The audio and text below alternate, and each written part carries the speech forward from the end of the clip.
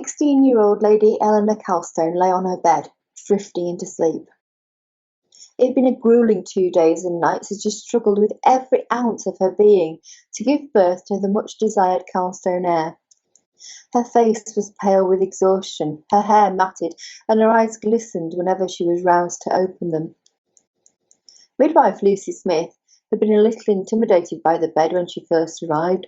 Large, ornately carved and draped in expensive tapestries, it was unlike any furniture she'd seen before. She'd heard it came to Calstone Manor as part of Lady Eleanor's dowry, and boasted Charles II amongst those who'd reposed in it. Not that this was on either hers or the young woman's mind at present. TCC Talks, the Gossip's Choice. This is Victoria Howard. I'm talking to Dr. Sara Read today, and we're actually going to be discussing her new novel, The Gossip's Choice. Hi Sarah, how are you doing? Hi Victoria, I'm good, thanks. Are you? Yeah, not too bad, thank you. Hope you're keeping well in these strange circumstances. I'm really excited to talk to you about your new book today, because I've followed a bit of your work before, as in terms of your academic work. So I'm intrigued to know a little bit more about the book itself, because it's a novel. So do you want to tell me what the book is about?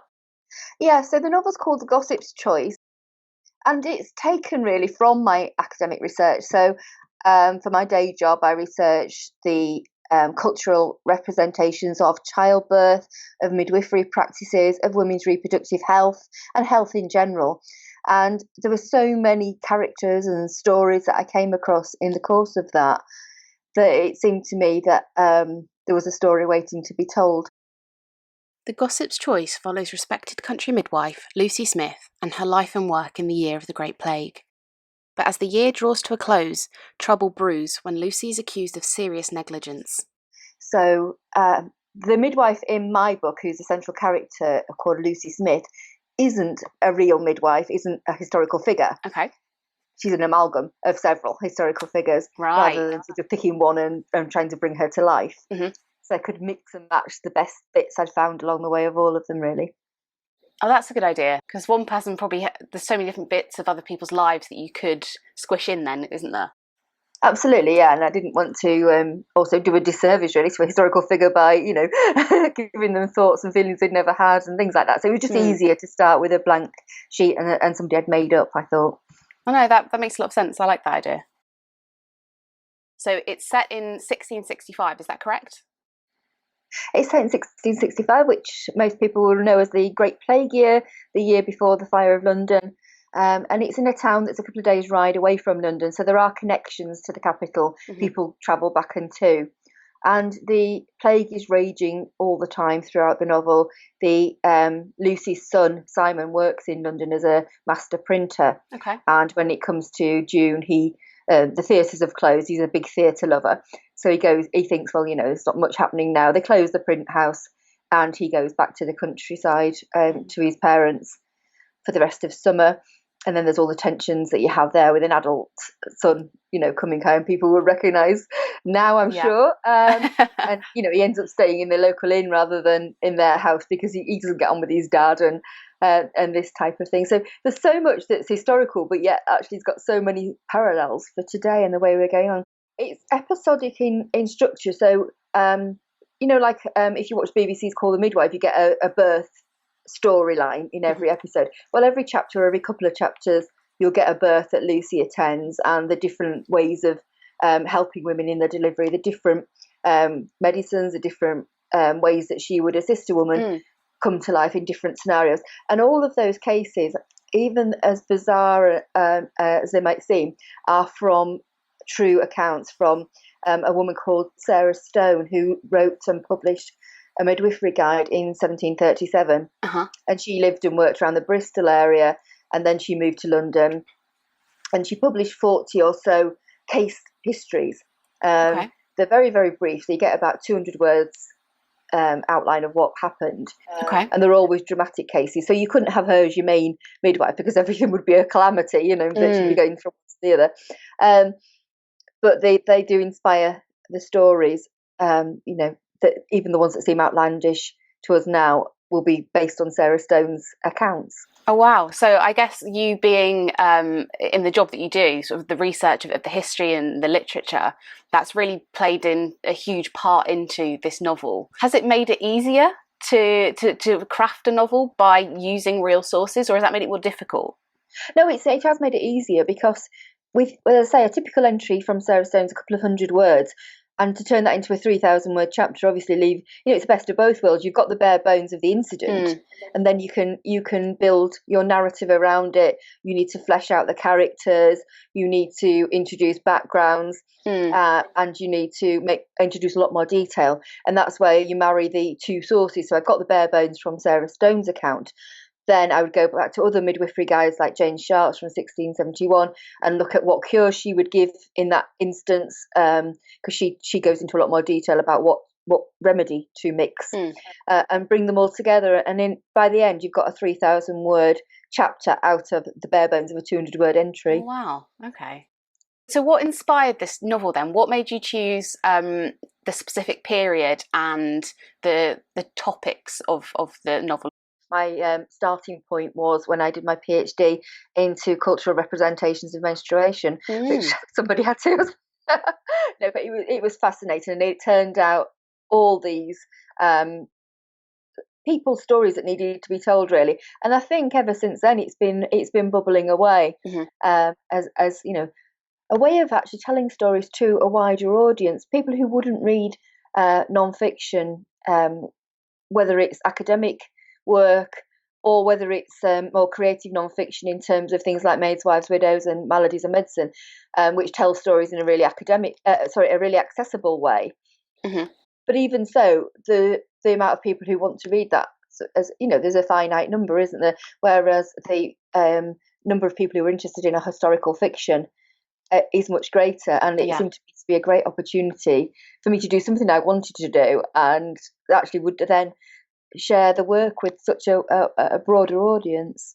That's a really nice idea to sort of marry the two. I really like that. Yeah, I like reading historical fiction. I didn't know whether I could do it, and I quite like having a go at things, that are new. And but I knew I wanted to tell this story. And actually, when I was doing trawls through my old laptops, there are several false starts. There are 2 or 3 chapters in various files of the start of this novel. So I think it was inevitably going to come out at some stage. And they go back, to 2009. It's been a long time coming then. Yeah, everything's been sort of formulating and coming to the front. So how did you go about researching the book? Were there any particular sort of methods you used or any particular sources you definitely wanted to include? I wanted to include medical sources as much as possible. So things like when we refer back to the plague, Simon comes home to the country town, it's called Tupingham, and he brings with him a newly printed book on plague cures, and it's been brought out at the King's command by the College of Physicians, because Charles II basically said to them, look, this is a catastrophe, we need to have the latest cures. And the College of Physicians brought out this booklet of new thinking, which, what worked from established thinking and what else they could add to it in terms of remedies, in terms of behaviour. And there's things in there that are very, very prescient for today, like social distancing, like employing more medics. And there's even a paragraph that says that when you employ doctors and persuade them to work in London, given how dangerous it is, then there should be a scheme brought in for their widows to have a pension if the doctor dies of the plague and things like that. So I could incorporate that, and Simon could bring that home so that his father, who's an apothecary, a chemist, Sarah Stone's husband was an apothecary, so that was quite a nice way of keeping the link to her. So that his father could read the latest from the Royal College. So a lot of medical sources make their way in. But I was amazed, thinking that I, know the era really well and I work in it, how many little bits and pieces you've got to research for a novel, How do people travel? How long did it take to go anywhere on a horse? Or how long does it take to go in a coach? What about the postal service? Things like this, all these tiny things have all got to be researched afresh, things that you don't anticipate, funeral practices and all sorts of things. Yeah, that's really interesting. Actually, I remember I went to a talk. It's with Hannah Gregg, who obviously does historical advisory for TV and films and things. Yeah. And one of the things that she mentioned, obviously, in terms of a visual aspect, was they were trying to figure out the 18th. I think it was for Poldark. They were trying to figure out the 18th century version of going to the fridge and looking in it, and just sort of showing that this was someone's home. Oh yeah. So they figured out the way of doing that was to chuck some herbs in the pot over the fire and give it a stir. And I thought that was really interesting, because you just don't imagine these things, and especially when you're trying to create a world in someone's head or on screen, those details really make all the difference, don't they? They do, yeah, they do. And often though, when you're looking something up, you find something out, it means you've got to go back and adjust something else because that couldn't have happened, Yeah. things that you assume are universal are not. So yeah, it's incredibly interwoven, complex procedure, I discovered. But a pleasurable one. Absolutely, I loved it, and I've learned such a lot. It means that when I teach, we have a first year module on narrative forms, which is all about understanding what goes into a narrative and how to read it and how to read it critically. Teaching that this year, having written a novel, was so much better in a way, because I could think through things from an author's point of view as well, for the first time. Yeah, definitely. What about other sources? I think really the midwifery guides. Jane Sharp in 1671 is the first named English woman to write a midwifery guide, and so it was important, I think, to have her voice in the novel. Mm-hmm. And she's quite forthright, and she's got views. You're not allowed to sit up until a certain amount of time. You're not allowed to move for 4 hours after you've given birth, and she's quite insistent on things like that. So I wanted to get a sense of that in. And you hear, although Jane Sharp's book is taken from people like Nicholas Culpeper and lots of other sources, and she's patched them together, her voice comes through quite a lot. And so I wanted to get a sense of that forthrightfulness. And I think it was also important to get a sense of, while these women like Sharp and like Stone are outspoken for their time, and they forthright, and they're not shy about their views, they still would have deferred to their husbands in lots of other ways. And I think that was quite a delicate process in the novel, to show that somebody like Lucy Smith is absolutely in charge in the birthing chamber, but when she's at home, mm-hmm. And for example, when she gets a reward from the king for a delivery of one of his far extended relations, and he sends her a little note with some coins, and her husband says, well, they've come into my house, so I'll decide what we're going to do with them, with the money. Things like that. Did that feel quite alien to try and script, I guess, because it's not what we have experienced, probably? No, exactly. But I thought it was important in a way to get that sort of thing in, because to show that it would be normal as well for Lucy, that she wouldn't think that he'd overstepped the mark, and she does. She feels a little bit conflicted and a bit resentful, but she knows that it is he's right. Yeah. They of course they were on Parliament's side in the Civil War, and although it's 1665, that's something else I wanted to get in the novel, is this hangover. You don't just forget your allegiances, and. Mm-hmm. And her husband, who's called Jasper, she's summoned to this birth of somebody who, distant relation of the king. And of course she goes, because the midwife says you go if you're called. But he's very conflicted, because he thinks, well, I'd rather she didn't actually mingle with these people, because they're not our sort. And I think that was something else that I hadn't really thought about until the writing process. But, like even in current discourse, you hear people talking about the Second World War, even now, 70 years after it finished. And I'm writing sort of only, 15 years after it finished. So it struck me more and more that these sorts of wounds and feelings wouldn't have gone away. Definitely. It's really quite recent. Wow. Really, really interesting. So could you tell us a little bit more about sort of the expectations and experiences, I guess, of 17th century pregnancy and birth? Because for so many of us, we just won't be familiar with what would have been expected or experienced at that time. Yeah, I mean, the thing that's the main difference, I suppose, is that there was no sort of antenatal care as such. I mean, you might go and see your local midwife if you had a problem, or you were worried about something, but generally you just book their services ready in advance, ready for when you were going to go into labour, so that she knew to expect a call from you. So that's quite, because we're carefully monitored now with regular appointments and scans and things like that. And you wouldn't necessarily know that for certain that you were pregnant until quite a way further on in the pregnancy, till about 4 months, when they felt the baby start to move. Then you would know for sure. I mean, you might well have known you were pregnant for yourself, but to have that confirmation wouldn't have come really until you'd quickened, as they call it, when you felt the little flutterings. So that's quite different. And giving birth, I mean, every woman gave birth in an upright position unless she was poorly. So that could be on a chair, a birthing chair. This is a model of a birthing chair that a family friend made for me. And so that's an example of the sort of chair a woman would have sat on. So would the woman literally just sat on, bottom down, legs sort of feet planted on the floor, or would legs be up? That's right. They're quite low so that her feet can brace against the floor when she needs to push. And the midwife would sit either on a stool or crouched in front of her to take delivery of the baby at the right time. And the midwife would take that chair with her, and that would be hers, and so it'd go from house to house. Quite an investment then to get one of those made.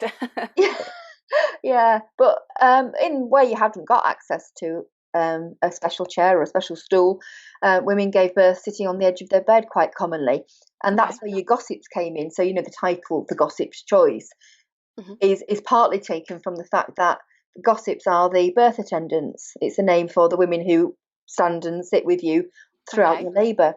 And one of the gossips' job was to sit behind you and prop you up, like a chair back. And that, when you think about it, this started to become really real to me, was just how involved the gossip role was, and how physical and how tiring it must have been, actually. To have been there for the whole of a labour, hours and hours perhaps, helping the woman walk up and down in a chamber in early labour, because people were very active in early labour. And then when it came to delivery, even in a chair, they'd be stood behind her, rubbing her back, rubbing the belly down, making sure she was warm, making sure she got something to eat and drink, if the midwife said it was okay. So the importance of the gossip was something that came out to me more and more as I was thinking about the book. And it was a reciprocal role as well. So, your friends and your neighbours and your mum maybe would be your gossips, and then you in turn be their gossips. And so it's a community thing. That's really lovely. So that's obviously where the title for the novel came from. That was Lucy was the choice of the women's community to be their midwife, I presume. That's right, yeah. So she's the gossip's choice because she's the best midwife around. She's the one that they all go to. But then when things go a bit wrong later on in the novel, she becomes a centre of some gossip, which is a very uncomfortable feeling for her. So it's got a double meaning. She becomes the gossip's choice because she's the centre of the town gossip. Oh, I like it. Is there a big difference for you in writing fiction and non-fiction? Obviously, the end product is expected to be very different, but is there a different process for that? Yeah, I think, well, there are lots and lots of similarities, pausing to go up and look up a reference and things like this that we know about in academic writing. But what I found that in fiction writing is that it can flow more because you're writing from your imagination. And so that was different. So I could sit of an evening when I've got a free couple of hours when everybody was in bed, and I had that window, and it became a routine where I would sit and write for a couple of hours solid every evening until it was done. And then there was a tremendous amount of editing because I'd never written fiction before, and I worked with some brilliant editors. I worked with one pre-submission because I wanted my manuscript to be in the best form it could. But even after that was done, I still didn't know whether it was just going to be something that I'd wanted to do and for me, and then I could say, well, I've done that, and then it could sit on a file on my desktop.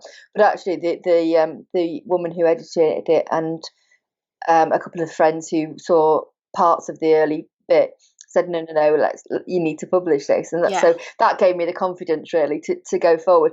And then I teamed up with Wild Press, and Tracy, the editor there, who's the commissioning editor, but also taught me through the edits, taught me such a lot about the craft of fiction writing.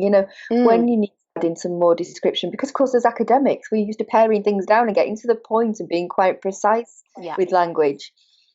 And that doesn't work in fiction, because people need to have that, as you said, they need to be drawn into it, don't they? With like going to the equivalent of going to the fringe and seeing how they live their life and what they're having for their tea, and this is all quite important. Well, very important for a novel, because you want people to actually immerse themselves in that world, and it's very far removed, as you say, from our world. So they need to have cues, don't they? And I could see Lucy's house. They live in the apothecary shop. The shop's at the front, the house about. I've been to places like that, so I knew it inside out. Of course, my reader doesn't, and somebody had to tell me. We know that we can tell that you know this place, but you need to show it to us, and so things like that. Yeah, so it was a learning process, but it was hugely pleasurable. Well, it must have been, because you're planning a sequel to this novel, aren't you? I am. Yeah, I'm about 10,000 words into the sequel.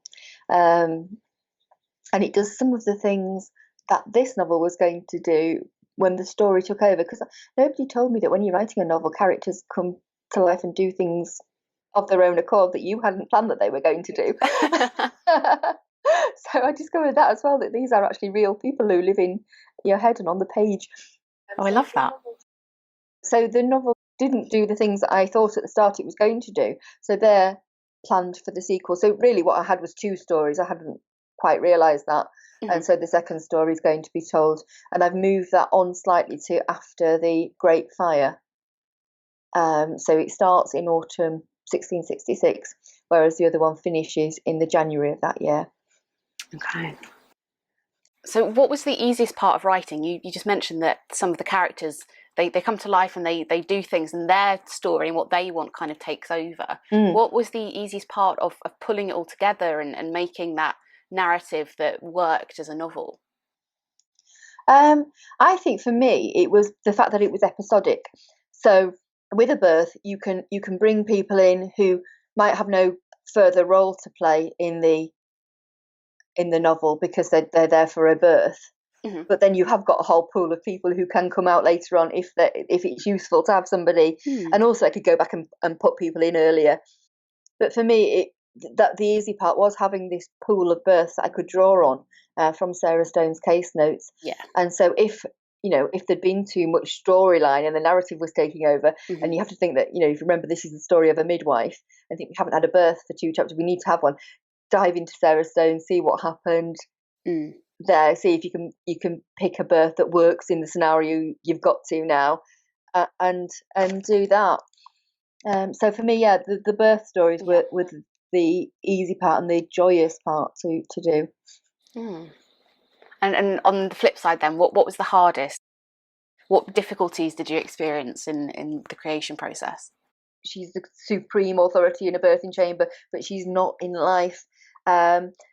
Also showing the way that prayer and religion is incorporated into everyday life. This is a highly religious society. It's not something that's an add-on. It's not a performance. It's inside them, So the fact that they do reflect and they do pray, and to make that a natural part of the process, so to imbibe her character with that instinct to do that, things like that, which doesn't, as somebody without a faith, that needed handling carefully, and but taking my inspiration from Jane Sharp, who does it all the time in her book. She cites scripture when it's appropriate. She rails against men midwives, saying, well, there's not one word in the Bible that says men can be midwives, so they shouldn't be, and that they should keep their noses out. But she uses scripture as her source of authority for that. Whereas Sarah Stone rails against men being midwives too, but for her it's modesty.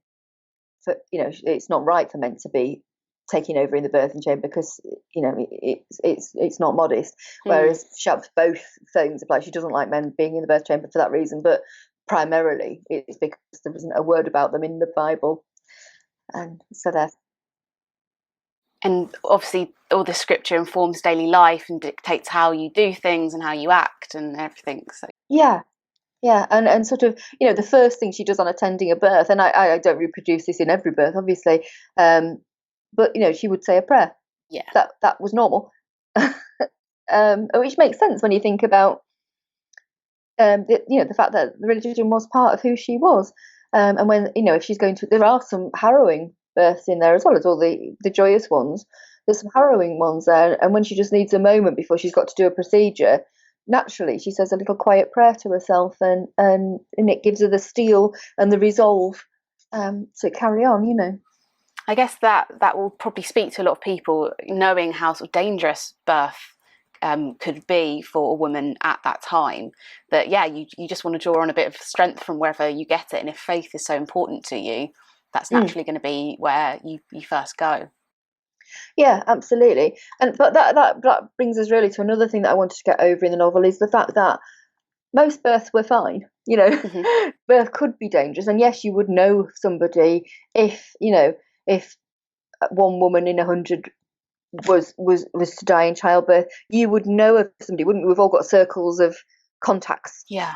So the risk of dying, was less than 10% over your 6 to 8 children was sort of average. But that doesn't mean you would know somebody. So there was a lot of fear about that. It could happen, and there were specific prayers for you to think about as your pregnancy was drawing on. But it does mean that the majority were fine, doesn't it? And that is one of the major differences, I think, between then and now, is that when something went wrong, there was very little chance of correcting it. If you start to have a massive bleed or things like that, then you were going to die. But over 90% of births didn't have that happen. They might have had minor complications or anything like that. But most women were fine. And I think that was important to get across, and not let sort of urban myths or people's misconceptions take over, really. And that's another reason why you wouldn't want to use Sarah Stone's case notes as your only source, because she only uses 40 cases out of a 30 plus year career, and they're the most dramatic, where she swooped in and saved the day. And it would give her an entirely wrong perception of what it was like to give birth then. In the current situation, it probably feels a bit close to home, but in the era of the plague, I just wanted to see a bit more about what you discovered about people's experiences of going through that, how they dealt with it, the difficulties, if anything positive came out of that. What I wanted to get over, and I had no idea that we would be living through something like it when I was writing it, was sort of background worry.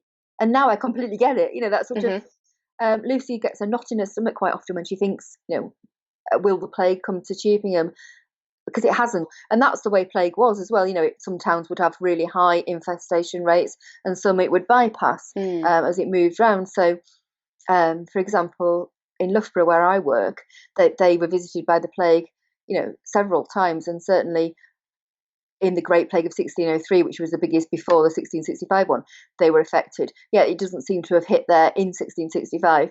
So Lucy had this sort of worry even when she wasn't necessarily thinking that it was about that, that she lived with. But in terms of daily life, when Simon decides to come home, he's got to go to the mayor's office for a travel pass, a certificate of health, and he has to queue up for 3 hours in the sun with other people who want to flee, and everybody who can's deserting the city. And it's not until the end of the novel that he reflects whether actually that was a sensible thing to do, because although it undoubtedly saved his life, you could have brought it with you, couldn't you? So social distancing and things like that. And then the husband decides, he usually goes to London once a year to catch up with the Hippocrates Society, to meet up with colleagues. And because he's a bit of an awkward zone, so he always goes in winter when most people wouldn't want to be travelling on the roads, but that's his custom. And then he debates for quite a long time, to and fro, about whether he should go. But by winter, the plague figures aren't anywhere near as dire as they were. But one other parallel between then and now is, how we get every day the figures, and we all sort of reflect on the huge numbers that we're seeing every day. This was very similar to 1665 life, where the bills of mortality were published every week. So one week in August, something like 3,800 Londoners died of the plague, and other weeks it would be 300, and or more figures that you could imagine. But that week, particularly when it was so many thousands, that again comes to life when you think, when I tune into the briefing, in the afternoon and see what the latest figures are. And that's something that I could only have imagined as vaguely when I was writing, but now I'm living sort of with. And that's really interesting. And I do wonder, if I was writing it now, would I over-egg that because I'm living with that anxiety and those feelings now, whereas early modern people had regular outbreaks of things like that, and they also lived with other contagious and deadly diseases like smallpox. So was it different for them? Or would you play it down? I don't know. But it would be interesting, wouldn't it, to think about how this experience of these last few months and lockdown would change how the characters in the novel behaved. Definitely. That is very, very interesting, because I myself, I'm trying to avoid all of that. I'm not watching the briefings. I'm trying not to go on social media because it gets to you. It gets too much. And when back in that day, when that was what everyone was talking about, much like we are today. Oh yeah. It's very difficult to avoid that and not to let it encroach upon your life.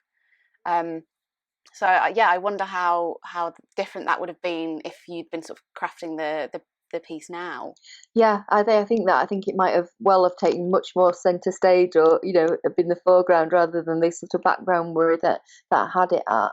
But we won't know. It's competition time. Sarah has kindly agreed to give away a copy of one of her other books, Maids, Wives and Widows, which explores the everyday lives of women in early modern England. Take a look at what they ate, their jobs, what fashions they were interested in, their health, and even their role as mother. You just need to answer this simple question. What is a gossip?